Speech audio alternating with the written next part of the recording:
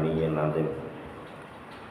قال النظيم رحمه الله: ثم الصلاة والسلام سرمدا على النبي خير من قد وحد وآله وصحبه ومن تبع سبيل دين الحق غير مبتدع.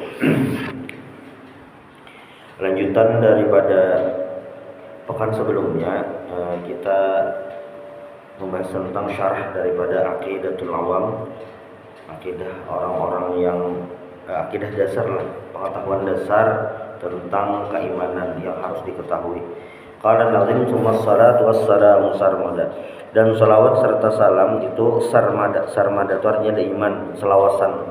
Salawat dan salam itu selawasan gasan siapa? Alan nabi khairi man qad wahada, terhadap nabi. Jadi salawat dan salam itu gasan nabi yang khairi man qad wahada, sebaik-baik orang yang mentauhidkan Allah Subhanahu wa taala. Lawan gasan siapa pulang selawatnya? Wa alihi, keluarga nabi, wa sahbihi, sahabat nabi, wa man tabi', dan orang yang mengikuti nabi, sabila dinil haqqi ghairu mubtadi', jalan yang lurus. Nah, sholawat ini maknanya itu doa, ad-du'a bi khair. Sholawat itu maknanya adalah ad-du'a bi khair, mendoakan untuk kebaikan, itu sholawat. Nah, ujar Ibnu Abbas radhiyallahu anhuma, dengaran sholawat ini apa? Anna salata minallahi rahmah. Kan di khutbah rancak orang membaca innallaha wa malaikatahu yusholluna 'alan nabi ya ayyuhalladzina amanu shallu 'alaihi wa sallimu taslima. Shalawat itu dari Allah, innallaha wa malaikatahu, shalawat dari Allah dan malaikatnya, yusholluna 'alan nabi, bersalawat kepada Nabi Muhammad. Nah, ujar Ibnu Abbas, bilanya shalawat dari Allah, anna salata minallahi rahmah. Salawat dari Allah itu adalah rahmat. Wa minal abdi doa. Adapun dari hamba itu adalah doa. Wa minal malaikati istighfar. Kalau dari malaikat itu adalah istighfar. Itu ngarannya salawat. Nah, dan salawat ini kan hamba itu kalau nyuruh salawat artinya mendoakan. Apakah nabi yang sosok luar biasa, khairul anbiya wal mursalin, sebaik-baik nabi dan rasul utusan Allah, tapi masih didoakan, kayak apa tuh maksudnya?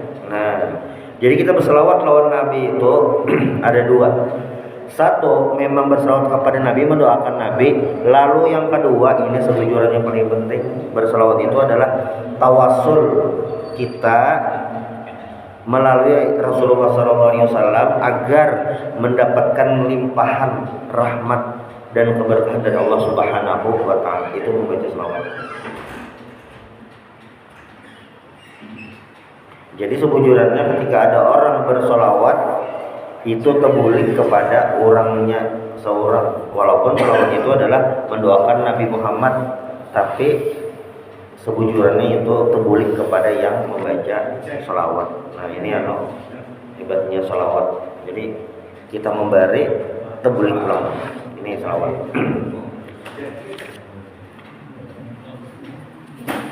Alan nabiyyi. Nah, ini nabi pulang. Nabi itu apa gerang? Nabi itu apa gerang? Definisi pertama, apa artinya nabi itu? Insanun zakarun hurrun uhiya ilaihi bi syar'in sawa'un umira bi tablighihi amla. Fa in umira bi dzalika fa rasulun aidan fan nabiyyu ammu minar rasul.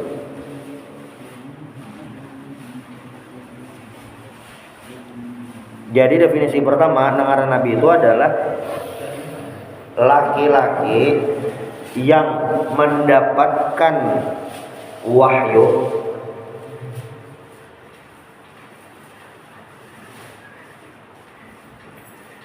entah disuruh atau kadang menyampaikan, yang pentingnya dapat wahyu dari Allah, itu nabi. Tapi bilanya disuruh menyampaikan wahyu tadi ke orang lain, itu ngarannya rasul.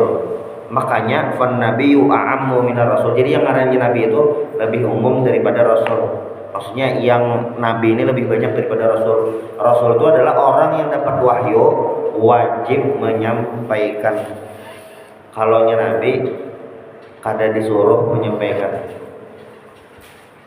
Tapi ada juga yang memadahkan beda nabi dan rasul itu adalah ngaran nabi itu adalah laki-laki, seorang manusia laki-laki yang dapat wahyu dan wahyunya tadi liyak malah bihi fi nafsi, untuk dirinya sendiri.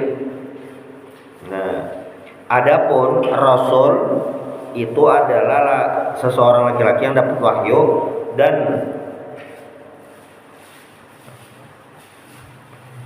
menyampaikan untuk orang lain. Jadi tugas nabi dan rasul itu nabi itu dapat wahyu, seberatan nabinya itu dapat wahyu sudah. Tapi tidak semua nabi itu rasul. Hanya nabi sekaligus rasul lah yang wajib atau dapat tugas menyampaikan wahyu dari Allah.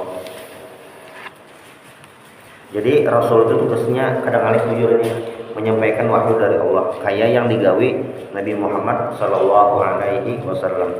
Wala yakunu illa rajulan, dan rasul ini, nabi dan rasul ini laki-laki, sudah ada berbinian. Wa ma arsalna qablaka illa rijalan nuhi ilaihim, di surah Al-Anbiya ayat 7. Tidaklah, kata Allah, kami utus sebelum engkau kecuali laki-laki yang kami beri wahyu kepada mereka. Jadi lakian, nabi dan rasul itu lakian. Bedakah wahyu Nabi Bahari lawan Nabi Muhammad?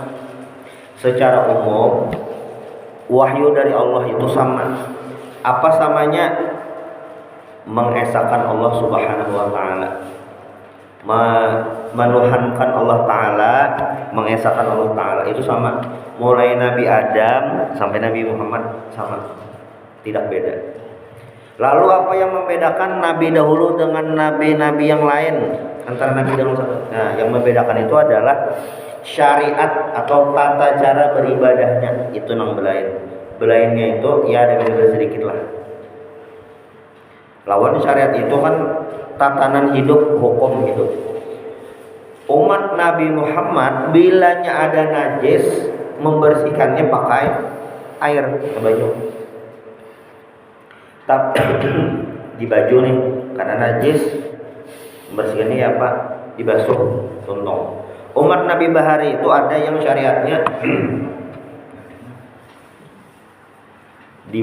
bukan dibasuh, tapi ditatak, bajunya ditatak. Lain. Nabi Yakub alaihissalam itu menikahi 2 orang saudara. Jadi bini sidin itu berdua itu beding sana. Syariat Rasulullah Nabi Muhammad bang bolehlah itu, kada boleh. Kecuali turun ranjang. Misalnya nang kakak meninggal, kawin pulang lawan nang ading boleh. Cuma mau dikumpulkan berdua kada boleh. Nah syariat lain-lain beda-beda, kada sama. Ashabul Kahfi itu kan ada anjingnya. Ashabul Kahfi itu ada anjingnya. Bisa jadi syariat umat Nabi terdahulu anjing itu kada najis. Syariat Nabi Muhammad hadisnya najis. Kenapa bisa beda itu? Karena yang membeda syariat itu bisa beda-beda. Makanya dalam usul fikih itu ada istilah syar'u man qablana, syariat yang ada sebelum kita. Ada istilah itu. Jadi tugas Nabi itu hanya menyampaikan wahyu dari Allah. Apa wahyunya? Nah itu. Nabi itu secara bahasa itu dari ada 2 makna juga. Makna pertama itu dari nubuwah, itu artinya adalah tempat yang tinggi, atau nabiun. Nabiun itu dari naba khabar atau pemberi kabar, itu nabi. Yang amma yatasaalun anin naba'il azim, anin naba. Naba itu nabi. Khairu man qad wahada, anin nabi khairi man qad wahada. Nah, Nabi itu adalah afdalu jamil muwahhidin. Orang terbaik yang mengesahkan Allah Subhanahu wa taala. Nah, sudah. Jadi salawat itu ditujukan kepada Nabi Muhammad. Kalau dalam sembahyang, salawat ini hukumnya wajib apabila waktu tahiyat akhir. At-tahiyatul mubarakatuh salawatu thayyibatu lillah. Assalamualaikum ya Nabi wa rahmatullahi wa barakatuh. Assalamu alayna wa ala ibadillahis shalihin. Asyhadu an la ilaha illallah asyhadu anna Muhammadar Rasulullah. Itu rukun ngarannya tasyahud atau tahiyat. Adalah rukun lagi ada salawat Allahumma shalli ala sayyidina Muhammad. Nah, itu paling minimal. Bilanya tertinggal Pak, kada sah sembahyang. Imbas salawat kepada Nabi. Kepada siapa lagi? Wa alihi, keluarga Nabi. Keluarga Nabi. Nah, keluarga Nabi ini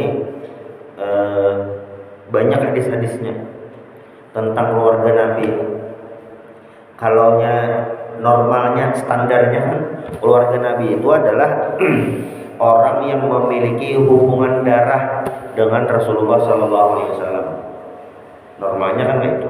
Tapi dari hadis-hadis yang banyak itu, keluarga Nabi ini banyak versi-versinya.